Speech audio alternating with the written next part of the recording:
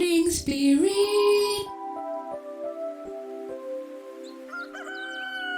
Selamat pagi, semangat pagi. Shalom Bapak Ibu dan saudara-saudariku yang dikasihi oleh Tuhan Yesus, bertemu kembali di dalam Morning Spirit. Pagi ini kita akan belajar firman Tuhan dengan tema hajaran Tuhan mendidik orang percaya menjadi dewasa rohani. Hidup yang selalu gampang dan mudah akan menjadikan kita orang yang lemah. Karena itu firman Tuhan mengajarkan kepada kita bahwa orang-orang yang dikasihi oleh Tuhan dididik, bahkan dihajar oleh Tuhan supaya menjadi kuat dan dewasa rohani.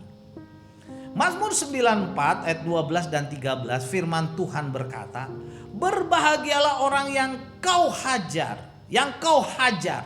ya Tuhan, dan yang kau ajar dari Tauratmu, untuk menenangkan terhadap hari-hari malapetaka, sampai digali lobang untuk orang fasik. Tuhan menghajar orang-orang percaya maksudnya bukan untuk menjatuhkan saudaraku dengan disiplinnya itu, tetapi sebaliknya Tuhan menghajar orang untuk membentuk kita menjadi orang-orang yang kuat dan tetap tenang saat menghadapi hari-hari malapetaka. Dewasa rohani, kita menjadi dewasa rohani sehingga hidup kita menjadi berkat, menjadi teladan, menjadi saksi bagi banyak orang untuk kemuliaan namanya. Nah, pada saat ini saudara, saya ingin membagikan 4 kebenaran dari firman Tuhan. Kenapa Tuhan menghajar kita dan mendisiplin kita sebagai orang-orang yang percaya. Yang pertama saudaraku, karena Tuhan mengasihi kita sebagai anak-anaknya. Amsal 3 ayat 11 dan 12 berkata, hai anakku, janganlah engkau menolak didikan Tuhan dan janganlah engkau bosan akan peringatannya. Karena Tuhan memberi ajaran kepada yang dikasihinya seperti seorang ayah kepada anak yang disayangi. Yang disayangi, saudara. Jadi menurut ayat dalam Amsal ini, saudara, Tuhan mendidik dan memberikan ajaran, bahkan saudaraku, hajaran kepada kita. Karena Tuhan sayang kepada kita. Sebagai seorang ayah, seperti seorang ayah sayang kepada anaknya. Jadi bila Tuhan tidak sayang kepada kita, pasti kita akan dibiarkan, saudaraku. Kita bisa celaka dan hidup kita bisa menjadi hancur. Karena tanpa ajaran dan bimbingan atau kepedulian Tuhan kepada kita. Karena itu kita bisa tersesat dan kita bisa binasa. Tetapi karena Allah sayang kepada kita seperti seorang ayah sayang kepada anaknya, dia menghajar kita dan mengajar kita. Dan kebenaran yang kedua saudara, Tuhan menyiapkan bagi kita suatu pelayanan yang berhasil. 1 Korintus 15 ayat 58 berkata, karena itu saudara-saudaraku yang kekasih, berdirilah teguh. Jadi saat kita menghadapi ajaran dan hajaran Tuhan, berdirilah teguh, jangan goyah.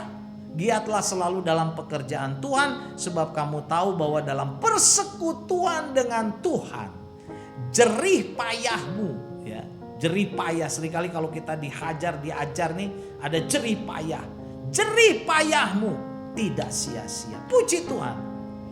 Jadi saat Tuhan mengizinkan hajaran, mengizinkan disiplin dalam hidup kita, kita harus tetap berdiri teguh, jangan goyah, jangan putus asa, tetapi malah semakin giat dan semangat melayani Tuhan. Karena di balik semuanya itu sesungguhnya Tuhan sedang menyiapkan kita suatu pelayanan yang lebih maju dan lebih berhasil, saudaraku, percayalah. Dan kebenaran yang ketiga, Tuhan menghajar, mendisiplin kita. Tuhan ingin membentuk kita menjadi orang yang rendah hati, saudara. Yang rendah hati.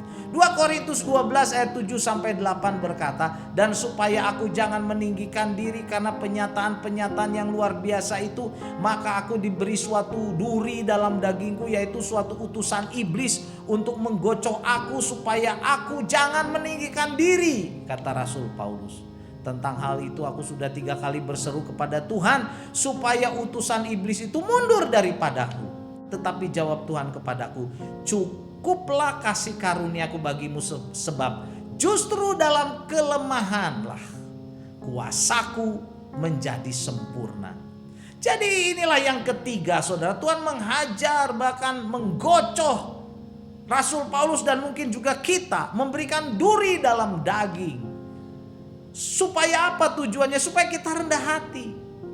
Seperti yang dialami Rasul Paulus. Rasul Paulus dipakai oleh Tuhan secara luar biasa dengan penyataan-penyataan mujizat-mujizat yang luar biasa, dan Tuhan berikan suatu duri dalam dagingnya supaya dia tetap rendah hati dan menyadari bahwa semua yang ada di dalam diri dia, saudaraku, pernyataan mujizat-mujizat itu adalah kasih karunia Tuhan. Dan Tuhan berkata, cukuplah kasih karuniaku bagimu, sebab justru dalam kelemahanlah kuasaku menjadi sempurna. Amin.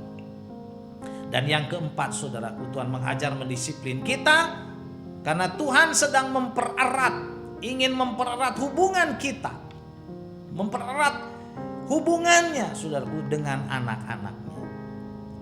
Ibrani 12 ayat 7 dan 8 berkata, jikalau kamu harus menanggung ganjaran, Allah memperlakukan kamu seperti anak. Di manakah terdapat anak-anak yang tidak dihajar oleh ayahnya? Tetapi jikalau kamu bebas dari ganjaran yang harus diderita setiap orang, maka kamu bukanlah anak, tetapi anak-anak gampang. Jadi sebagai anak-anak Tuhan, kita harus kuat. Bahkan kita harus bergembira bahwa Tuhan sedang mendisiplin kita, menghajar kita dengan hajaran Tuhan, dengan disiplin Tuhan. Itu bukan berarti Allah membuang kita sebagai anak-anaknya, tetapi justru yang inilah yang membuat Tuhan semakin erat dan dekat, saudara, hubungan kasihnya dengan kita. Sebagai apa? Sebagai anak-anaknya.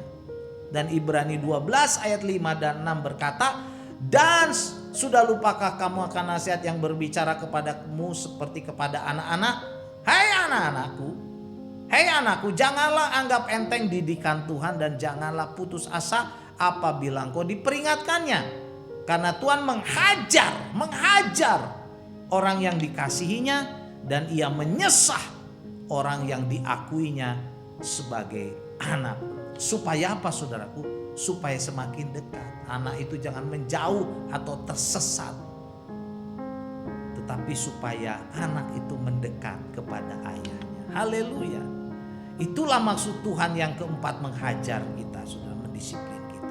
Jadi inilah 4 kebenaran dari firman Tuhan. Kenapa Tuhan menghajar kita, mendisiplin kita sebagai orang-orang percaya. Yang pertama, karena Tuhan mengasihi kita sebagai anak-anaknya. Yang kedua, Tuhan menyiapkan bagi kita suatu pelayanan yang berhasil, yang lebih maju. Yang ketiga, Tuhan ingin membentuk kita menjadi anak-anaknya yang rendah hati.